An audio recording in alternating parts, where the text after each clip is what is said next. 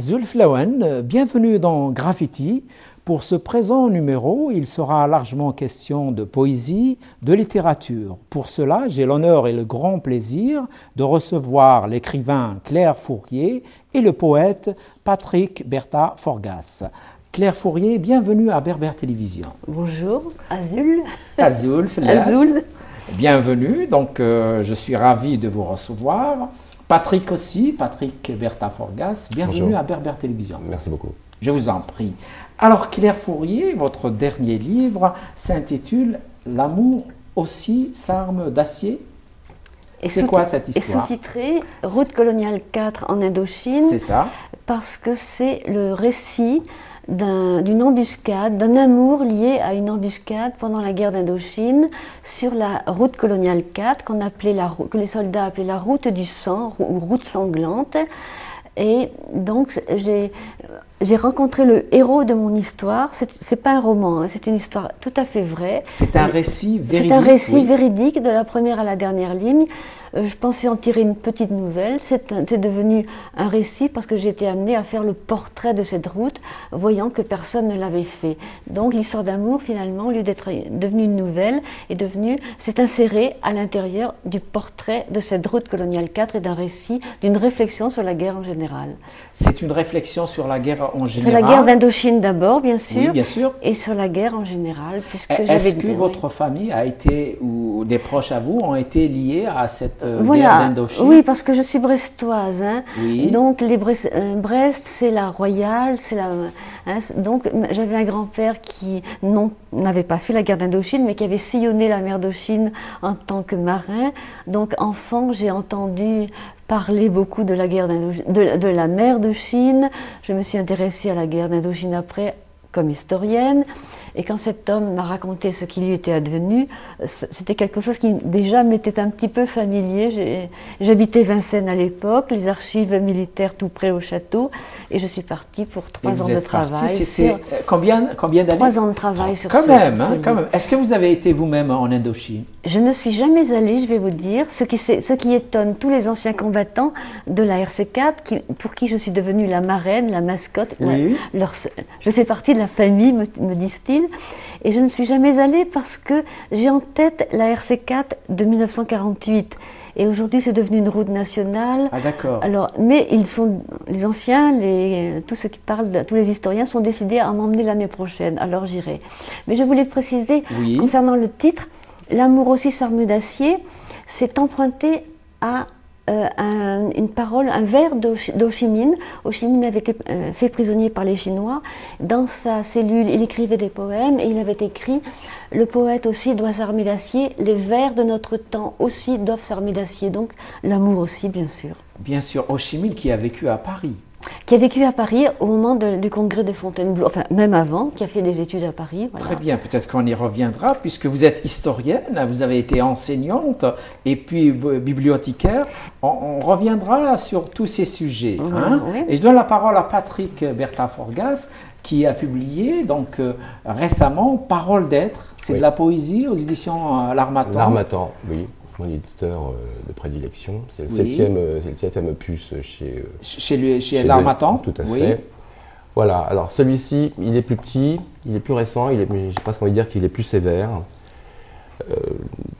Parce qu'en fait, à force d'écrire depuis maintenant plus de 40 ans, c'est mon 12e ouvrage, je me suis peut-être, je suis plus tout jeune non plus, et en fait, je me suis dit qu'avant d'écrire, on avait surtout crié. Et qu'aujourd'hui, on écrit beaucoup, mais qu'on a peut-être oublié de crier plus souvent. Donc, à travers de la poésie, bien sûr, et puis différents thèmes, il ne faut pas oublier que le cri est d'abord la première langue qui nous sert dans la douleur, la peur, la révolte, et qu'aujourd'hui, vu l'état du monde, le cri, malheureusement, a un petit peu cédé à la parole écrite. D'où peut-être le moment venu, est-il venu, pardon, à ce que justement on écrive moins et qu'on se rebelle davantage. L'écriture n'effaçant pas non plus rien du tout. Bien sûr. Mais au rythme où vont les guerres, on s'aperçoit qu'aujourd'hui, tout se porte d'abord sur un tas de manifestations aux quatre coins, sans que souvent on s'en alarme. Mais j'ai peur, et c'est depuis déjà plusieurs temps, que l'alarme et le cri, justement, ne se rejoignent pas au bon moment.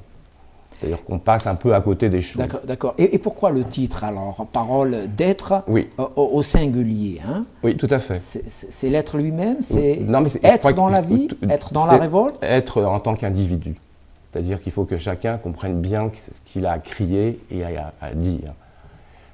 Tout le monde n'écrit pas, je veux dire, mais tout le monde est capable de crier.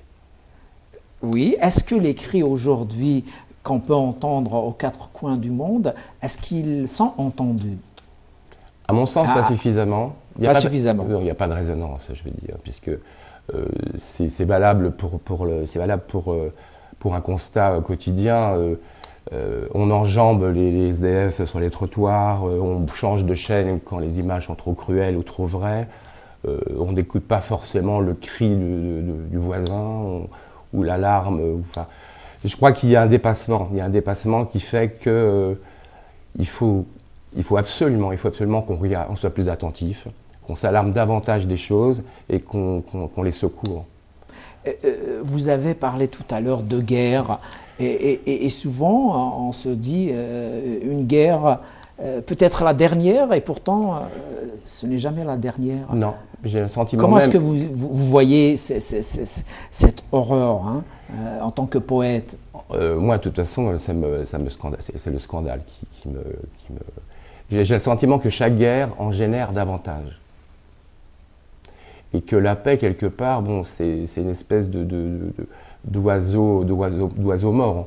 Je crois que le symbole de l'oiseau pour la paix est quelque chose de truqué aujourd'hui, malheureusement.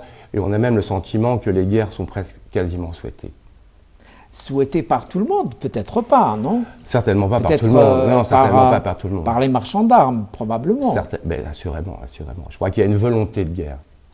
Je crois aussi, je m'en réfère à Homère. Oui. Homère disait « L'homme se lasse de l'amour, pas de la guerre ». Je crois que la guerre, c'est un sujet qui me passionne, la guerre. Et je considère, peut-être parce que je suis femme, hein, et que je ne comprends pas la guerre. Donc la guerre me paraît être quelque chose qui relève de l'homme, c'est un continent masculin. Donc en tant que femme, le continent masculin me fascine, donc la guerre me fascine. Parce que les femmes se crêpent le chignon, elles n'organisent pas la guerre, sauf peut-être Golda Meir, elle l'a fait autrefois. Bon, il y a des soldats, mais les femmes n'en sont pas encore à organiser la guerre. Donc c'est un sujet qui me fascine. Et je constate que les hommes aiment la guerre, que l'homme aime la guerre, il en a besoin. Mais et même concernant le djihad et concernant l'Indochine, l'Algérie, etc., je constate que la guerre est pour l'homme l'occasion de se dépasser, pas seulement de se battre bêtement pour telle ou telle raison, mais de se dépasser soi, de se surpasser. Monterland disait « Il faut offrir aux jeunes gens une paix qui est la grandeur d'âme de la guerre ».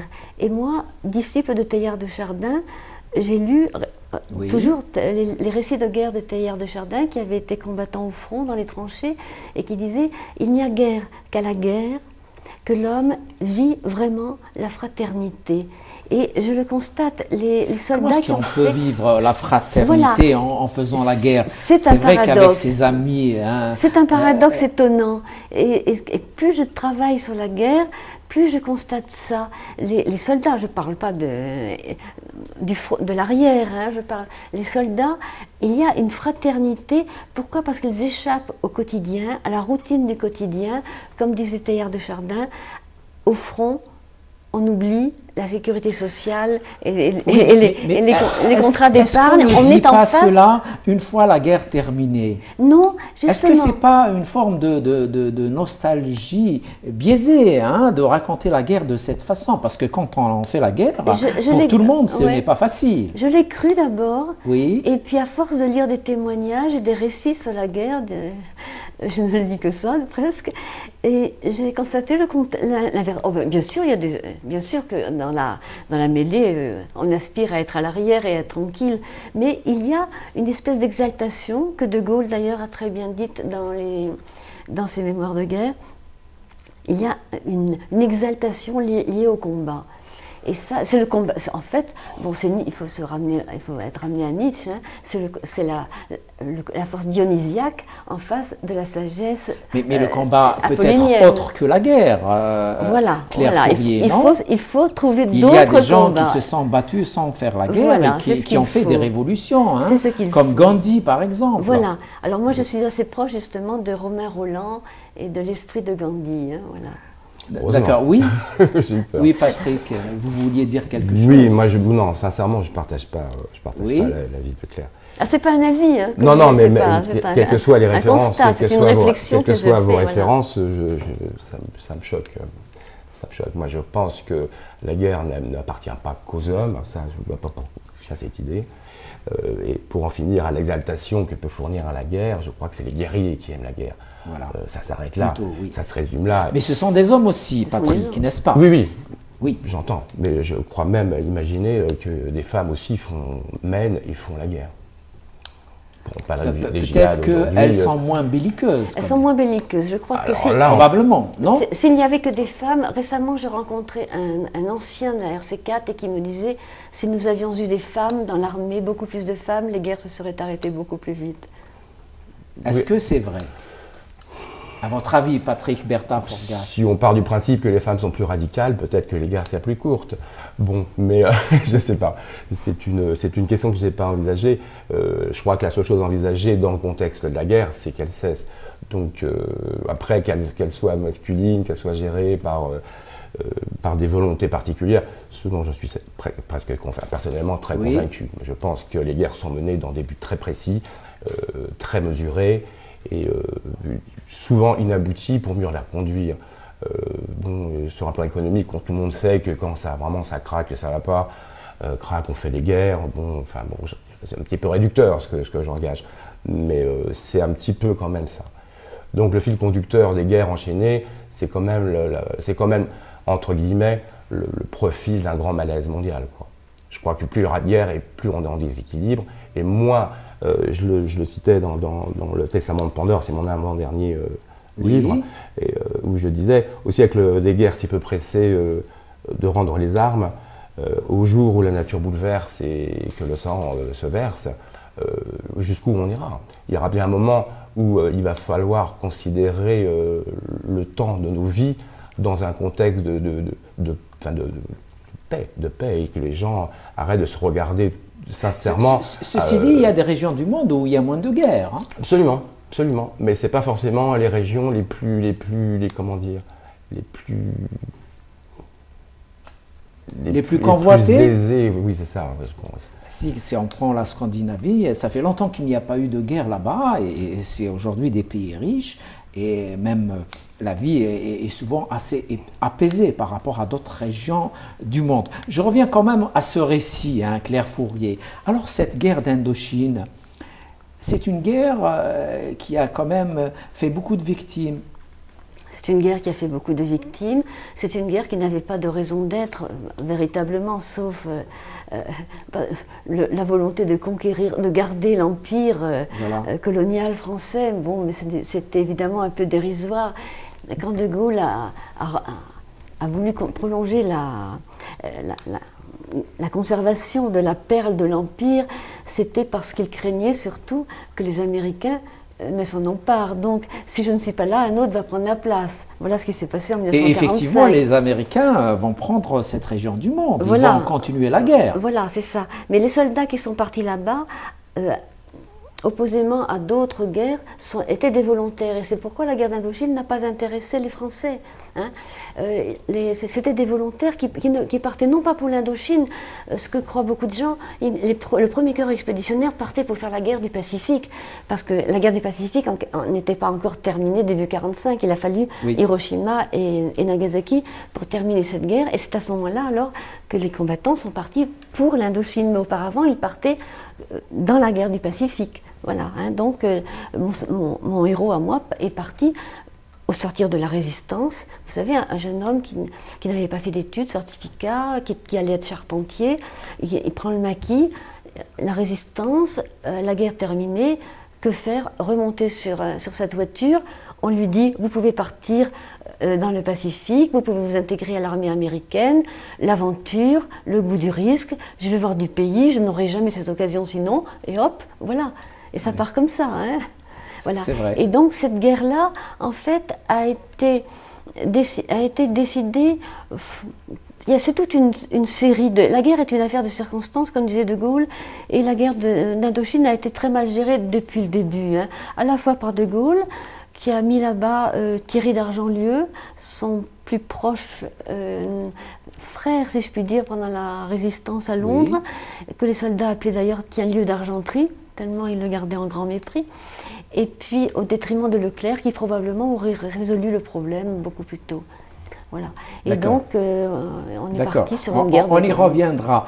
Et donc, dans le testament de Pandore, Patrick Bertin-Forgas, qu'est-ce que tu nous dis alors? En général, bien sûr. C'est un petit peu, ça rejoint un peu, enfin largement même ce qu'on vient d'aborder. Je crois que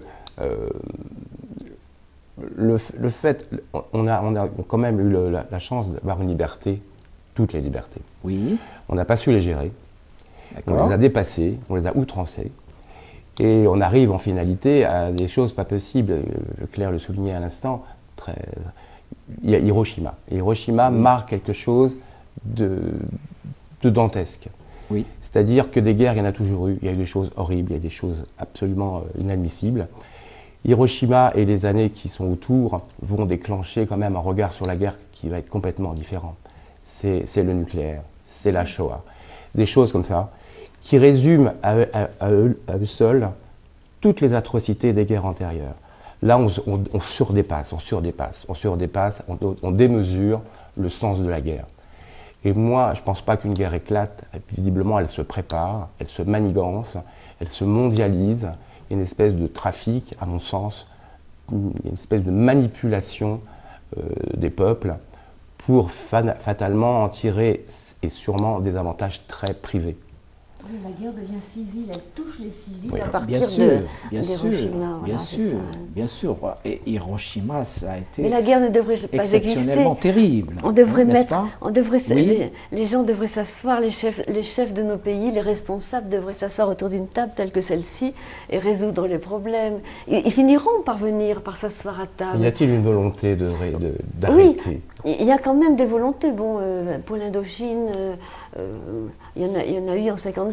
C'était un contexte assez différent. Hein. Voilà. Il y avait déjà la guerre froide à ce moment-là. On finit par ça. Oui. C'est le problème de la guerre froide, c'est le problème de la Corée, du communisme qui a envenimé la guerre d'Indochine.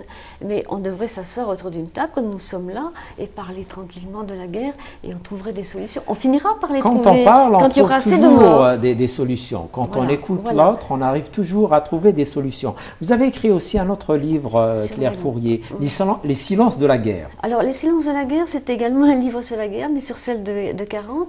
Et j'appartiens à une génération pour laquelle Le silence de la mer de Vercors a été un livre culte, et aussi un film culte après avec le film de Melville. Et pendant 10 ans, m'a trotté dans la tête l'idée qu'il fallait réécrire le livre de Vercors et de l'écrire du point de vue féminin. Je reviens encore à la femme qui ne comprend pas la guerre, enfin qui essaie de la comprendre. Et donc, l'idée m'a trotté dans la tête pendant 10 ans et je me disais, non, tu ne peux pas t'attaquer au livre de Vercors, faut pas le faire. Et je me disais, quelqu'un d'autre le fera, j'espérais. Et puis, personne ne le faisant, un jour, je me suis lancée. Voilà. Pourquoi pas, bien sûr. Et donc, j'ai écrit un livre, je reprends la trame du livre de Vercors, les mêmes personnages, un père résistant, un Français résistant, un Allemand officier de la TOT, pas de la Wehrmacht, affecté donc au mur de l'Atlantique, civil en temps normal, et une toute jeune fille de 20 ans qui est romantique. Et ces 3 personnages, au lieu de les enfermer dans le mutisme comme Vercors l'avait fait, je les fais parler, dialoguer, pour essayer de faire reculer la guerre, au moins dans les esprits. Voilà. Et sur un fond de réflexion, qu'est-ce que la patrie en temps de guerre? Est-ce que le peuple a le droit de s'aimer quand les chefs lui imposent la haine et le meurtre? Voilà. Et je reprends en fait l'idée de Jésus, quand Jésus dit quand tu réserves ton salut à tes frères, que fais-tu d'extraordinaire? Alors, mes personnages français ne vont pas réserver leur salut aux Français, ils vont s'ouvrir à l'ennemi, et l'ennemi va s'ouvrir à ces deux Français. Et donc, il ne s'agit pas de faire un livre comme de créer un amour comme Arletty, etc. Non, c'est pas. Mais c'est sous leur toit, ils vont dialoguer, et je noue une double histoire d'estime entre les deux hommes et d'amour entre l'officier. C'est bien vu, et vous avez cité le mot patrie. Est-ce que ce mot a une signification dans le monde d'aujourd'hui? Oui, mais alors qu'est-ce que la patrie? Et comme je dis dans le livre, je distingue la matrie de la patrie. La matrie, pour moi, la matrie, c'est ce que les Allemands appellent le Heimat, c'est-à-dire la terre natale, hein, d'où je viens. Et la patrie, c'est là où je veux aller. Donc la patrie est spirituelle, c'est l'affaire du père, c'est une construction, tandis que la matrie, c'est l'utérus, c'est d'où je viens. Voilà la nuance que j'établis dans le livre et que je développe. D'accord, c'est une nuance intéressante. On fait juste une petite pause et on revient au débat. On revient donc au débat avec l'écrivain Claire Fourier et le poète Patrick Bertha Forgas. Et donc Claire, vous nous disiez un mot sur votre livre « Les silences de la guerre ». On aimerait bien que la guerre rentre dans le silence et ne vienne plus nous embêter, n'est-ce pas ? On voudrait, mais pour que la guerre entre dans le silence, il faut d'abord parler. Voilà. Nous aspirons tous au silence, mais pour être, comme disait et donc Bernard vous croyez Noël, que la mon ami, parole peut supprimer la guerre avec le temps? je crois que la parole est nécessaire. L'explication entre les êtres humains passe par la parole, mais une parole réfléchie, bien sûr, pas la haine. Alors, je ne suis pas tout à fait d'accord avec ce que vous disiez sur le cri, parce que je trouve que les gens crient un petit peu trop. Je préfère personnellement le murmure et la conversation tranquille, un petit peu l'échange paisible des idées. Hein. Donc, ça ne passe pas par le cri. Mais bon, c'est un point de vue personnel, alors mais vous avez le droit de le dire, hein, et Patrick va vous répondre, bien sûr, hein, mais oui, il va vous répondre en gentleman, hein, lui aussi, n'est-ce pas? Il aime le murmure, c'est un poète. Bien évidemment. Oui, mais une fois encore, moi je suis un petit peu, j'ai une écriture, alors d'aucuns diront que je suis un pessimiste d'enfer, que j'écris que des choses sombres, que je vois que l'avenir dans des ténèbres, des choses très douloureuse. C'est pas l'avenir qui est douloureux, c'est le présent.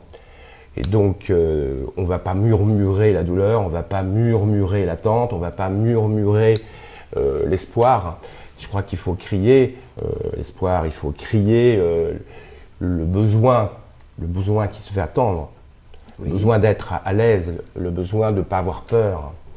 Et donc, le murmure, c'est quand ça appartient à la paix. On souligne depuis tout à l'heure que c'est quand même un contexte guerrier, même si nous sommes à l'abri, pardon.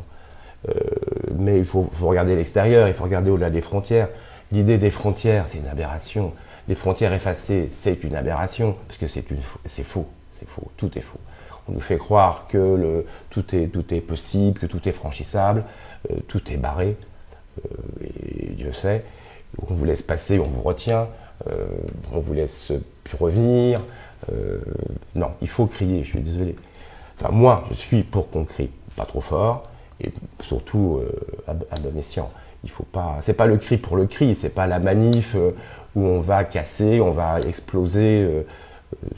Non, il faut crier pour qu'on nous entende, il ne faut pas crier pour masquer. Mais on peut crier sans être entendu, Patrick Bertha Forgas, n'est-ce pas? Oui, sans doute. Mais je crois que si on crie sans être entendu, c'est qu'on ne veut pas nous entendre. Et puis même parfois, on nous pousse à crier pour mieux justement vous dire. Et peut-être parfois, on peut murmurer et être entendu aussi. Oui, mais à ce moment-là, il faut être plusieurs. Hein. Oui. Non, oui. Pas forcément. Oui, et Claire Fourier. La prière aussi, d'ailleurs, du reste, la prière n'est pas un cri, la prière se fait à voix basse. Je crois davantage à la voix basse. Nietzsche disait « les grandes révolutions arrivent sur des ailes de colombe ». Eh bien, le murmure, la voix basse, s'apparente aux ailes de la colombe plus que le cri. me semble-t-il. Hein. Mais bon, moi je ne sais pas crier, je n'aime pas crier. Alors. C'est votre façon de voir voilà. le monde. Et je pense que, et forcément, quelqu'un qui écrit sort du cri, si je puis dire. Parce qu'on pourrait même dire que écrit, c'est ex-crier, c'est sortir du cri pour exprimer à voix douce. J'aime la douceur, je crois davantage à la douceur qu'à la violence, et le cri, enfin bon, c'est pas... Ah mais oui, Patrick. Attention, le cri n'est pas la violence. Hein. Le cri et l'alerte, c'est complètement différent. Et au contraire, je crois que le cri, c'est aussi pour dénoncer précisément toute la fureur qui nous entoure. Il faut pas penser, je prenais la colombe et la paix tout à l'heure, il faut mieux regarder, il faut mieux préciser qu'on regarde plus. Et même si un oiseau passe, je crois que c'est d'abord les oiseaux qu'on tue, c'est clair. Donc pour en venir au cri, le cri c'est simplement alerter, mais c'est pas malsain de crier. Il y a beaucoup de gens qui s'indignent aujourd'hui, c'est très à la mode. Stéphane Hessel a dit indignez-vous, indignez-vous. Alors bon, il y a beaucoup d'insurrections. Je rejoins largement. Mais si vous voulez, moi, je considère que tout ce qui est important est contagieux. Donc je préfère personnellement, d'utilement coûter, essayer d'exprimer ce que je vis, vivre d'une manière contagieuse, vivre à la hauteur, non pas de Dieu, mais essayer de vivre à la hauteur de Dieu et d'être contagieuse en cela plutôt que de crier pour dénoncer. Certains le font, c'est très bien, mais moi je pense que ce qui est important est contagieux et que ce qui est important est exemplaire. Voilà. C'est curieux que vous citiez Dieu. Bon, j'imagine que vous pensez au Christ, peut-être aussi. Oui, bien sûr. Oui. Et, je sais pas. Alors à moins d'avoir une mauvaise lecture ou un mauvais souvenir de la vocation du Christ, c'était quand même de se battre quelque part. C'est surtout l'exemplarité, me semble-t-il. Justement, Claire Fourguet, vous avez écrit un autre livre qui s'appelle « Dieu m'étonnera toujours ». Alors, c'est quoi ce livre aussi? Le titre, Dieu m'étonnera toujours, m'est venu une nuit. C'est toujours aux éditions Dialogue. C'est toujours aux éditions voilà. Dialogue, et j'avais un autre titre en tête, et l'éditeur m'a dit non, ça colle pas, il faut trouver autre chose, Claire, depuis. Et puis, toute une nuit, j'étais torturée, qu'est-ce que je vais. Et puis au matin, tout d'un coup, je me suis dit, oh, ce Dieu, il m'étonnera toujours. Et voilà, titre est. Mais qu'est-ce que vous racontez dans ce livre alors? Qu'est-ce que je dis? Je me suis retirée. C'était il y a 2 ans, je me suis retirée de la ménagerie humaine, de la quincaillerie culturelle, et je suis allée passer 10 jours dans un monastère de la Chartreuse, un monastère qui avait été abandonné par les moines, devenus trop peu nombreux, qui avait été regroupé à la Grande Chartreuse. Et cette Chartreuse-là avait été confiée à des laïcs pour accueillir d'autres laïcs soucieux de vivre dans l'esprit du Chartreux, pas avec la règle aussi dure que celle des Chartreux quand même. Hein. Donc j'ai atterri pendant 10 jours dans une maison, la maison d'un Chartreux, et j'ai vécu, je lui ai emboîté le pas, si je puis dire. Hein. Et donc dans son atelier, j'ai trouvé des bottes de 43, moi qui chausse du 37, et comme c'était au mois d'août, le jardin était en friche. Chaque Chartreux habite une maison, non pas une cellule, hein, une maison dotée d'un jardin, 100 mètres carrés chacun. Et donc, j'ai nettoyé son jardin pendant 10 jours, et ça a été ma prière en quelque sorte. Je suis revenue, là-bas bien sûr, téléphone interdit, tout, hein, seulement le cahier, le crayon. Et quand je suis revenue, après cette expérience sublime, je dois dire, hein, très dure mais sublime, je me suis dit, ben, j'ai pas le droit de garder ça pour moi.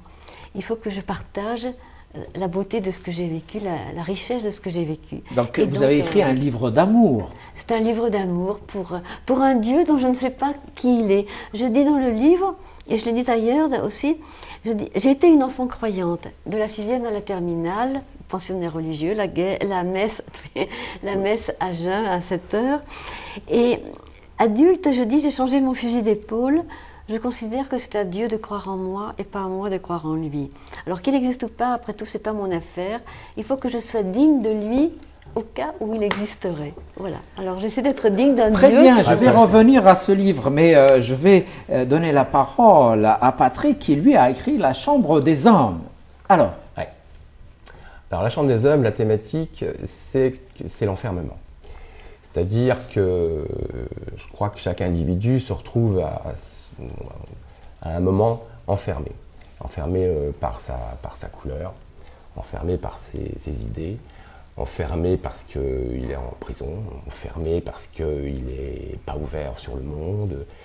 Donc la Chambre des hommes, oui, c'est qu'en fait, toute identité, enfin la Chambre des hommes au sens générique, hein, bien sûr, se retrouve de toute façon toujours piégée quelque part et enfermée quelque part. Ça peut être par un secret, ça peut être par un malaise, ça peut être par politique, ça peut être, je l'exprimais tout à l'heure, par la couleur de sa peau, par le regard des autres. Donc il y a toujours un moment où l'homme est enfermé. Et le demeure dans sa définition d'enfermement. Et donc les hommes, Dieu, la nature, oui. Et puis vous avez écrit aussi les dictatures du paradis. Oui. Alors, Dictature du paradis. Est-ce qu'il y a un lien entre ces deux livres? Il y a toujours une continuité. Oui. Enfin, pour les gens qui me lisent, il y a toujours. C'est Mohamed Salah Ben Amor, qui est mon ami tunisien, un professeur, oui. et qui dans ses critiques, il me fait des petites pages comme ça, tout à fait gentilles, et qui dit « J'écris toujours la même chose, mais la compréhension est différente. » C'est-à-dire qu'en fait, je reviens toujours sur les thèmes de l'enfermement, de la différence. Alors, ce Tunisien, c'est lui qui a choisi un de vos textes dans Tulipe Magazine, c'est ça? Tout à fait, oui. D'accord. Boléro, le dernier retour, c'est un texte sur l'enfermement là aussi, puisque Boléro, c'est la continuité, mais avec l'amplification à chaque fois. Est-ce que pour vous, Patrick Bertha-Forgas, la religion peut être un enfermement? Je pense, alors là, Claire va peut-être se fâcher. Non, elle ne va pas se fâcher, ça sera votre avis, c'est tout. J'ai dit un jour, et ça a choqué, je l'ai écrit surtout, j'ai dit « Je tutoie Dieu, et il sait pourquoi ». Elle a dit la même chose presque, n'est-ce pas Claire? Vous avez dit, je veux que... Je ne suis pas certain que Claire tutoie Dieu. Moi, je suis une celte. Hein. Alors, étant brestoise, je suis vraiment typiquement celte. Et donc, pour moi, je suis panthéiste. Voilà, hein, et je me rapproche presque du shintoïsme. Donc, je vois Dieu partout. Je n'ai pas une idée précise de Dieu, je ne sais pas, mais Dieu est partout, Dieu, bien nous sûr. sommes des confettis de Dieu. Hein, Voilà. C'était aussi la thèse de Teilhard de Chardin. Nous sommes des confettis de Dieu. Vous, moi, on est tous un petit bout de Dieu. Et c'est notre la vision somme. soufie de l'islam. Voilà, hein. et notre somme fait Dieu. Je crois en un Dieu final et non pas en un Dieu causal. Et donc, tous là où nous sommes, dans les efforts que nous faisons, évidemment pas dans les guerres et nos haines et nos désirs de meurtre, mais dans les efforts que nous faisons pour aller vers l'autre, nous faisons Dieu. Hein, on fait l'amour, et ben on fait Dieu aussi d'une certaine manière. Alors je reviens à ce livre, Dieu m'étonnera toujours, et il y a le magazine Pèlerin qui écrit ceci: rarement un récit de retraite spirituelle fut aussi drôle, trivial et sensuel. Drôle. Alors, de quelle façon votre récit alors est drôle? Drôle parce que j'ai chaussé des bottes, j'étais toute nue ou en petite culotte dans le jardin du Chartreux, et donc je raconte ce souci que c'est en 25 chapitres, que c'est 25 moments forts, mais drôle dans la mesure où je m'étonne que le Chartreux avant moi ait planté des petites pâquerettes, des petites fleurs, des fraisiers, et tout ça est sujet à un regard drôle sur le monde. Je m'étonne, je me moque de Dieu, je me moque du Chartreux, je m'éprends du Chartreux, je tombe amoureuse du Chartreux qui a été dans cette maison avant moi. Je dors dans son lit, il y a une bosse, je me dis tiens, le Chartreux aussi l'a senti, et je finis par m'éprendre de cet homme qui a été là avant moi. Hein, de cet homme qui était vêtu de bure.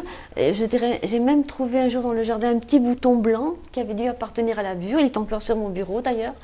Et je regarde, je dis que quelquefois, c'est l'œil de Dieu que j'ai maintenant sous les yeux. Et donc, c'est pour ça, et c'est sensuel à cause de ça, je ne peux pas, où que je sois, m'abstraire de l'amour. Hein. Même quand je traite de la guerre, il faut que l'amour soit là. Et je me suis éprise de ce Chartreux, et à travers lui peut-être de Dieu, en me disant qu'est-ce que Dieu, pourquoi cet homme-là a-t-il tellement aimé Dieu? Voilà, alors je pars dans une réflexion. D'accord, c'est parfois la même quête que poursuit Patrick Bertha-Forgas, vous qui êtes chercheur d'absolu humain. Il y a de l'amour dans cette recherche. Peut-être. Pardon? Prétentieux peut-être. Mais non, mais non. Non, je pense, sincèrement, je suis sûr. Dans l'humanisme, tout à fait, voilà. Je suis il certain, y a de l'amour, nécessairement. Je suis certain que l'homme est capable de faire mieux. Et je crois qu'il mérite mieux. Le problème, c'est que c'est une espèce de spirale, comme ça, un petit peu. C'est-à-dire qu'à force de mal faire, il se fait du mal. Et la complication, c'est qu'il n'a pas l'air décidé à faire l'effort nécessaire pour se valoriser suffisamment, pour effacer les guerres, pourquoi pas. Alors qu'en fait, l'imagination, au lieu de la mettre, de la prêter à des arguments humains, c'est les dérives du pouvoir. Je ne crois pas qu'on fasse la guerre pour s'amuser, je ne crois pas qu'on fasse la guerre pour exulter une espèce de... Je crois qu'on fait la guerre parce qu'on est faible. C'est bien dit, mais attention, peut-être que ce ne sont pas tous les hommes qui veulent de la guerre, qui essayent de la faire. Hein. Quand vous dites l'homme fait comme ça, mais vous c'est généralisez un petit peu. C'est le pouvoir qui génère la guerre. Et le pouvoir, c'est forcément les minorités, on est bien d'accord. Je ne pense pas qu'il y ait un pourcentage énorme d'individus qui souhaitent frôler la triste réalité des guerres.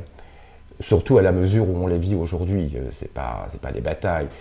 Claire, à l'instant, disait j'ai changé mon fusil d'épaule. Ça me faisait sourire parce qu'on avait abordé la guerre. Et là, oui, l'image, elle n'est pas très féminine. Oui, non, effectivement, d'après ce qu'elle racontait. C'est vrai. Elle avait souligné au début de l'entretien que les femmes ne faisaient pas la guerre et que ça serait plus rapide. Et là, soudainement, je souris. Hein. Alors, mais est-ce que vous répondez, Claire? Je suis du pays des Amazones. Ah, d'accord. On avait oublié les Amazones. D'accord. Qui se faisait couper un sein pour mieux tenir l'arc sur la poitrine.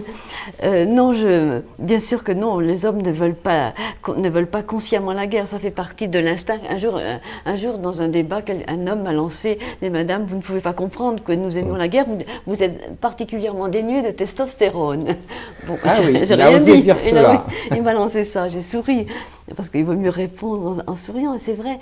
Alors, je crois que vous auriez répondu quoi, chacun là où nous sommes, chacun là où il est, peut lutter contre la guerre, et nous, avec l'écriture, avec la poésie, puisque bon, il y a des formes de poésie qui sont aussi, il y a eu des poésies guerrières, mais la poésie est particulièrement spirituelle, elle tend à la divinité, donc je trouve que nous, en tant qu'écrivains, nous devons être des combattants de la paix, même si nous parlons de la guerre. Tout à fait. Et dans ce livre-là, j'ai voulu, en effet, c'est un livre de paix. Et je pense que la poésie, personnellement, moi, il y a une forme de poésie que j'apprécie beaucoup, c'est le haïku, c'est-à-dire une forme de poésie japonaise, une forme de poésie... Justement, vous avez écrit le temps de dire, un haïku d'été. Et pourquoi donc spécialement j'ai écrit quatre recueils.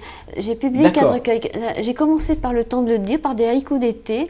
Oui. Et l'éditeur m'a dit « Oh là là là là, le haïku, oh là là !» Ils me disent « Je ne publierai que si vous vous engagez à faire les 4 saisons. » Et donc, je me suis engagée. Et pendant 4 ans, fait 4 livres. J'ai fait 4 recueils de haïkus. C'est Jean-Paul Rocher qui est mort il y a 2 ans, malheureusement.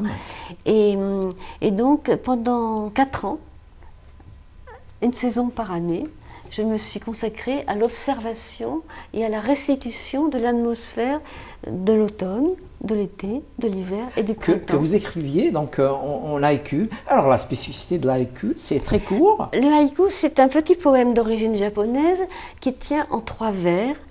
Oui. Le premier 5 syllabes, le deuxième 7 syllabes, le troisième 5 syllabes. Ah, c'est toujours comme ça. Voilà, c'est une photo en mots. Hein, c'est un moment, une illumination, une photo en mots. Cling, le petit oiseau va sortir, cling, il est sorti. Et voilà, une photo, un moment saisi.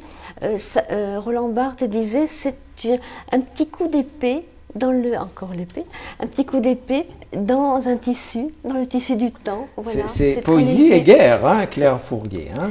Voilà. Et vous alors, Patrick Bertha-Forgas, est-ce que le haïku peut vous parler? Est-ce qu'il vous parle? J'ai parcouru quelques textes tout à l'heure et j'ai trouvé ça très... Vraiment. C'est très dur, voilà. Aujourd'hui, c'est très à la mode, le haïku, hein. Mais c'est très galvaudé. Hein. Moi, j'y ai travaillé pendant des années, en particulier à la Maison du Japon, avant de m'y atteler. Et parce que nous, Français, évidemment, nous ne pouvons pas avoir tout à fait la même optique que les Japonais, parce que nous aimons mettre une pensée dans le poème. Et donc, je ramasse une pensée, c'est une manière de ramasser une pensée. Je vous en lis oui, vous pouvez nous lire. Au hasard, oui, bien sûr, bien par sûr. exemple, c'est l'automne, là, puisque c'est l'automne. Allez-y pour l'automne. Une feuille tombe, se lève le temps de jouir des plus bonnes choses. Voilà. C'est très beau. C'est très beau. Voilà, c'est clean, quoi.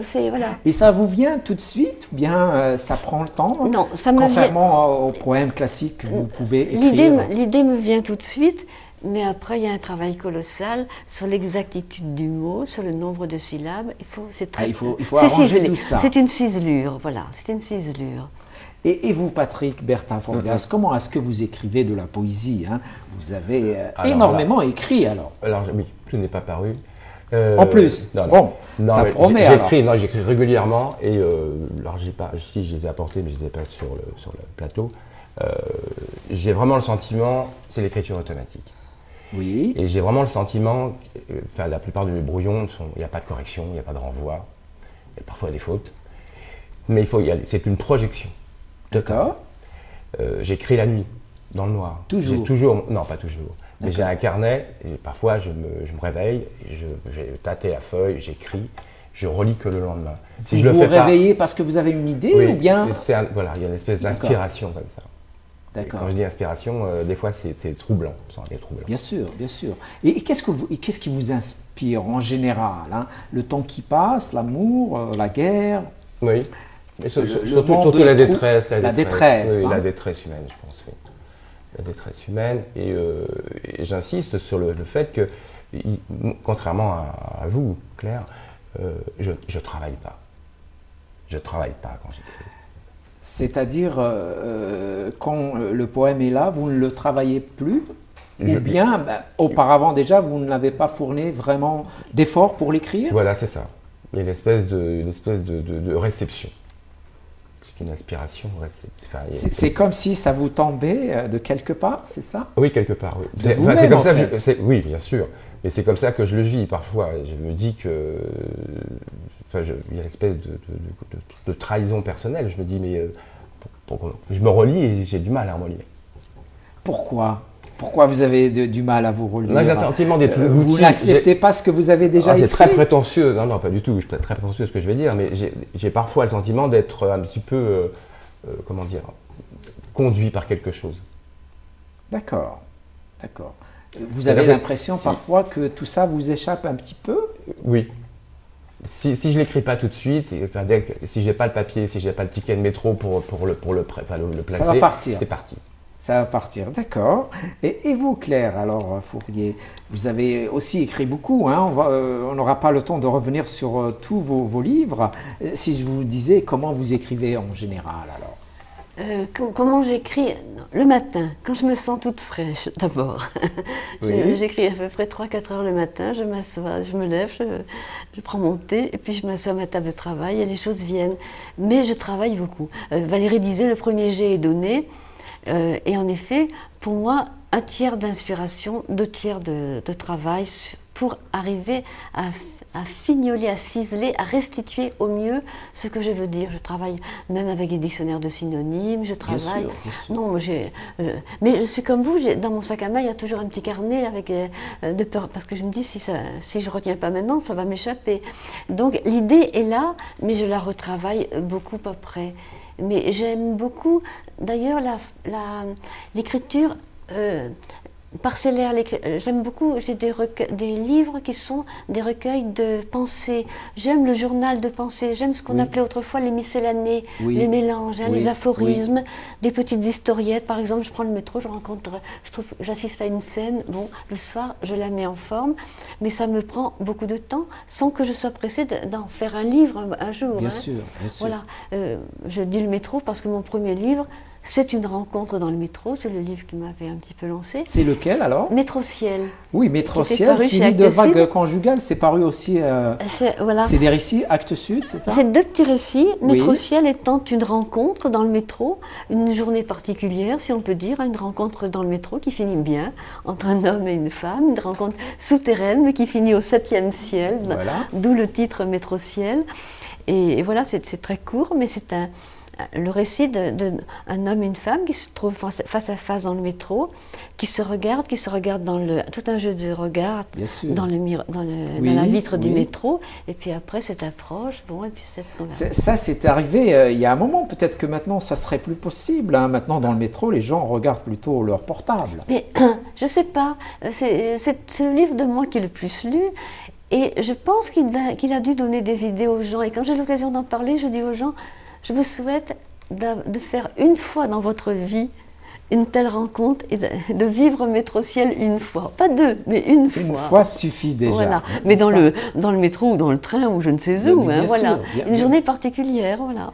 Bien sûr. Alors, Patrick Bertha-Forgas, ces rencontres dans le métro, ça existe? Oui, tout à fait.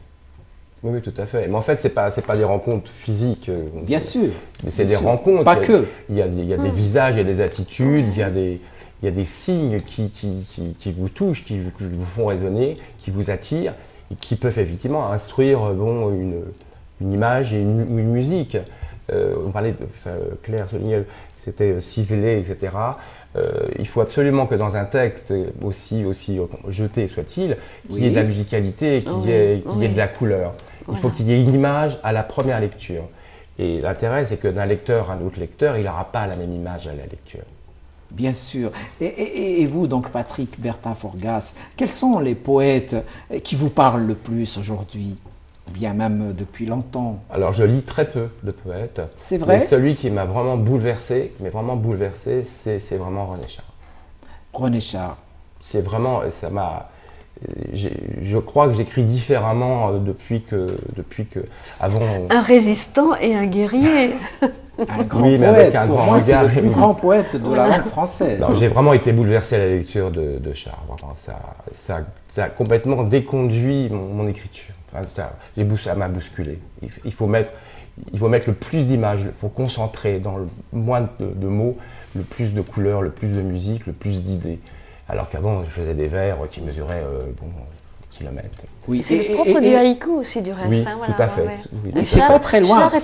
Char et le haïku, certains, voilà, oui, c'est ça. C'est assez court parfois. Moi, je n'ai pas la contrainte des de la métrique. Voilà.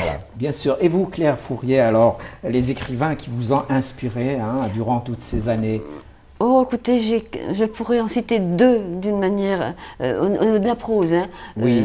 Monterland, oui. qui m'a appris à écrire, dont j'aime la langue frappée, la langue cravachée, oui. Qui éperonne la pensée, même si je ne partage pas toujours les idées de bien Monterland. Sûr, la langue est royale. Et puis Nietzsche, dont j'ai les œuvres complètes à mon chevet. Nietzsche, tellement mal compris, parce qu'on dit toujours la volonté de puissance de Nietzsche. C'est le super-homme, alors. Qui s'exercerait sur les autres. Peut déranger certains, non? Nietzsche a prôné une volonté de dépassement de soi et non pas de dépassement de l'autre. C'est une volonté de puissance sur soi, sur son vilain caractère, sur la vilainie de son âme parfois, et non pas sur l'autre. Mais ça a été souvent mal interprété. Voilà. Et puis bien sûr la poésie japonaise de Basho, la poésie chinoise aussi. D'accord. Mais malheureusement, on arrive au bout de notre voyage, de notre émission. Donc peut-être qu'on a oublié quelque chose. D'abord Patrick. Ou bien un dernier mot? Sincèrement, c'est très compliqué. C'est très compliqué d'abord, je n'ai pas l'habitude. C'est très compliqué d'exprimer toute la... Enfin, j'ai beaucoup de mal à exprimer toute ma colère. Voilà. Mais vous l'avez dit plusieurs fois dans plusieurs livres, c'est déjà bien. Oui, mais à l'exprimer oralement. Oui, j'ai compris. C'est un problème. J'ai compris. En tout cas, merci d'être venu à Berbère Télévision. Claire Fourier, peut-être un dernier mot? Je dirais que la bêtise et l'indifférence ont la vie courte. Et donc, dans la mesure où nous écrivons, il faut que nous fassions preuve d'intelligence et de vue longue. Et je dirais, puisqu'on a évoqué Dieu, que quand on regarde loin, Dieu n'est jamais loin. C'est bien dit, hein, c'est un beau dernier mot. Merci Claire Fourrier, merci encore une fois donc Patrick Bertha Forgas. Mes amis, vous aussi, je vous dis merci de nous avoir regardés. Portez-vous bien, prenez soin de vous. Au revoir.